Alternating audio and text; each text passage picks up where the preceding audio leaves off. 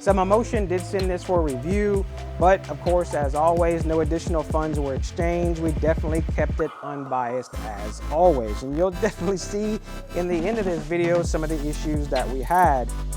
Now there's no having to put any wire or anything in the ground. It's all done off of GPS, which is kind of cool.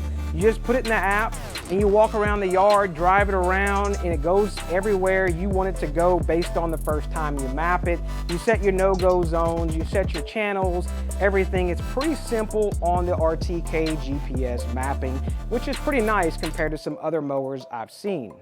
So last year we did the review on the Luba 1. We did eventually get the Luba 2, but now Mammotion has come out with the Yuka or Yuka, however you want to say it.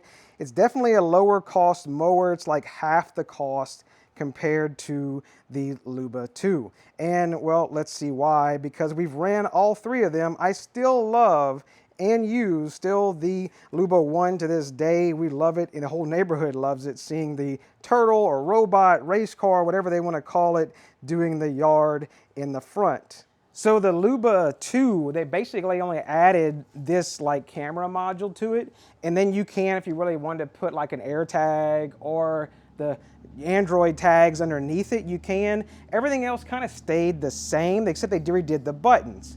Now, what's the difference between the Yuka and the Luba 2? Now, the Luba 1 is not available for purchase anymore on their website. It's pretty much the same mower except the camera module. So let's look at party on the back. Since this is where all the magic happens, is the Luba 2, they give you there's 2 plates with 4 blades each. Now, you may be looking, well, these aren't regular lawnmower blades, they just look like box cutters. Well, that's because the design is to mow your lawn multiple times and maintain it because it's automated.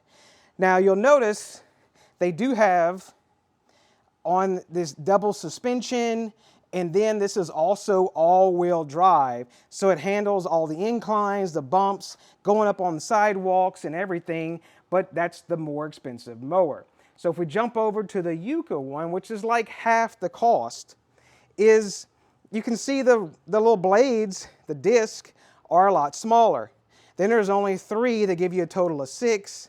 Then they get just this wheel that looks like something maybe off of your luggage or something.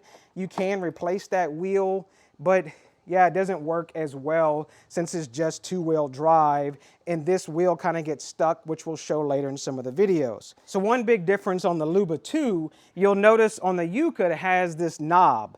This sets your cutting height. It's not set in the app. It's all done manually. Now, of course, on this one, it's automated. You can set it in your different tasks. That's where it changes some of the automation part. And yeah, it's just this weird plastic cover that acts as the bumper.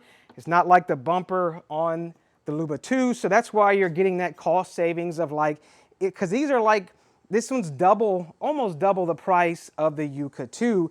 Now the Yuka 2 also has the little snap-on little sweeper that picks up leaves, and yeah, we had some issues with it. So I don't recommend using it all the time, but it just pops on. And then you go ahead and plug it in, and that's pretty much it. It makes the unit really long, so then when it backs up into things, I did find I had issues where the actual bag was pulled off of the unit.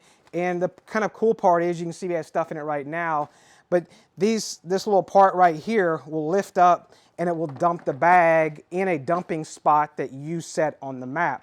And it tries to make like this semicircle of stuff so it doesn't get clogged up. I still found when it gets full, it wants to pop itself up easy and it gets stuck on the sidewalk. So definitely not a good recommendation if you have sidewalks or anything that's going up and down. So they have made a few changes to the actual base stations. This is the Luba 2 and this is the Yuka. Basically the Luba 2, it just backed up to the actual charging station and had 2 little contacts in the back. Now the Yuka has these little probes, and then they're like a little spring loaded. It actually drives and pushes into the actual holes in the front of the unit itself. It's a little bit different. Now this does still have the pole but I've mounted the RTK, that's the secondary GPS system. It still has the same exact pole and the same exact RTK that has the little antenna over 900 megahertz and connects and gives it that secondary GPS so it can get that crazy accuracy. So not a whole lot has changed with the actual charging stations itself. Now, if you don't want to mount, they do have this optional solar battery deal that can attach to the RTK, because you don't have to mount the RTK next to the charging station itself. But I will say the battery is not really big enough on the solar, because I've tried connecting this to the RTK, and then during the overcast days it just ends up dying, and then we can't mow the grass because it needs the secondary station and you got to wait for this to charge back up. So I do recommend trying to find a place for the RTK just to get decent view of the sky. I have no problem, even though it's next to this tree and the fence, it gets great signal, no issues at all. I guess the only really thing, if you have it near like a metal awning over here, that would give you some issues. So do keep it in a clear view of the sky. Now the app, it's pretty decent. It has its little quirks of switching from Bluetooth to Wi-Fi. And I guess speaking of that, you're not going to be able to, drive it when you're at work, 30 miles away, thinking you can drive it around the yard. It does require you to be local using Bluetooth to do the manual driving. Now, you can do all the tasks. You can stop, you can start, you can change things. Everything remote is pretty nice for that. You can even pull up the cameras on this thing remotely when you're gone down the road. It's much like a vacuum cleaner, except you don't have all the rooms, you have all your different areas. And we just went through and mapped. You can see like this is like a no-go zone that was part of the ditch. We didn't want it flipping over in. This is where the mower's at charging, and then the RTK station. So in this particular install, we did not put the RTK along with the actual mower. They are separate just because of the viewpoint of the sky, just kind of like I had in my yard. Now the task thing is pretty cool. Is you can come in here and say, hey, I want to do these certain areas, and you put the little check marks. Looks like it's not letting us do that because of that channel. But then you hit confirm, and it gives you all the options. Like, hey, I want to do weekly, or I want to do a specified date, fixed interval, etc. I normally mow mine like twice a week during the summer. Our grass grows like crazy, this St. Augustine. They give you a ton of different options, which is pretty slick. You can do the grid pattern, how you want it to do the cross angle, this pass spacing, how much you want it to touch, perimeter, no-go zone. I mean, it's like the options are nuts.